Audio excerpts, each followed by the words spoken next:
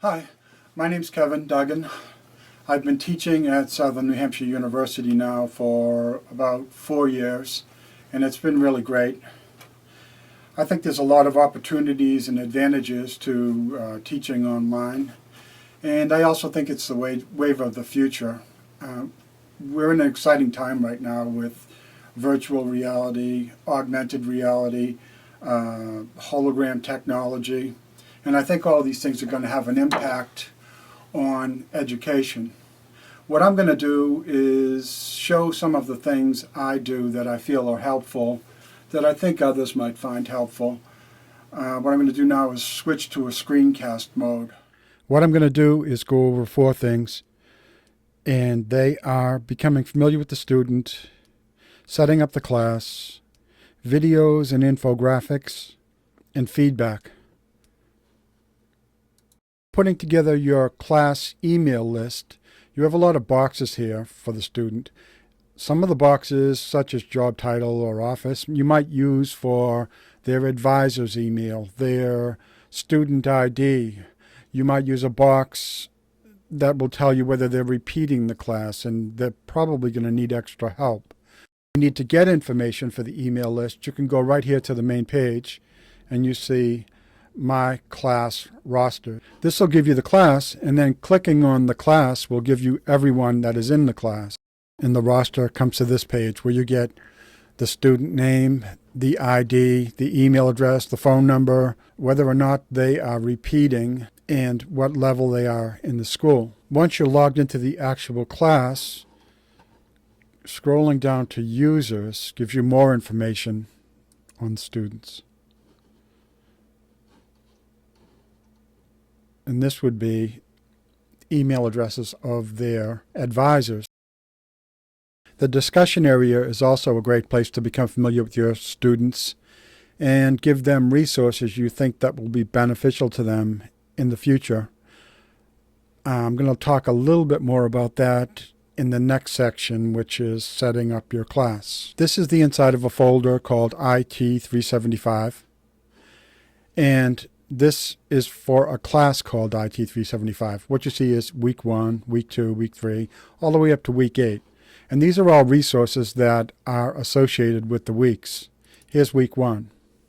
So a lot of the resources in here I'm going to use in the introductions, where I'm looking to see if people have backgrounds that are lacking maybe in design or whatever. If I feel they're lacking in design, I'll maybe will link to Gestalt principles or design principles or color tips or graphic design primer. So this helps a lot. I mentioned earlier, all these folders, weeks 1 through 8, are in a folder called 375, which I zip and I upload to my course. And when it expands, I have all the weeks, which makes it a lot easier for me, and all the resources that are associated with those weeks. Also, when you're writing out your post, there's all types of things you can do to enhance engagement.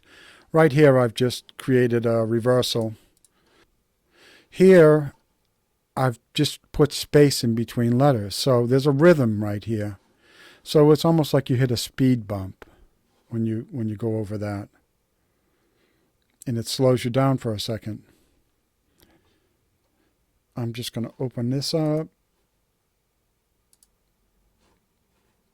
and look at some of the tools.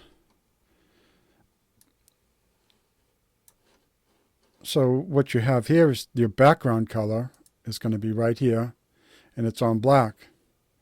And your text color is right here, and it's on white. And you get this. So that means you can make it red with yellow on the edges or whatever if you really want to attract attention. And also, when you go here, you want to do yellow. You just come down here and do yellow. And all these things will enhance and help.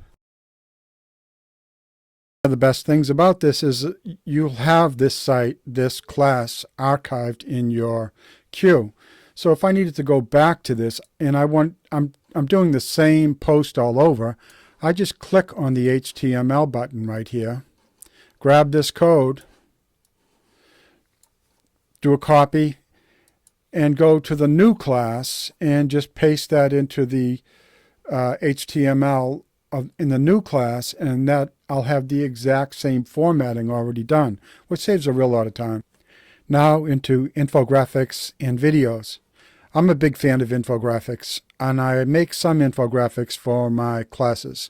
Infographics are great at simplifying concepts, and I usually make them in this long, I like the linear form.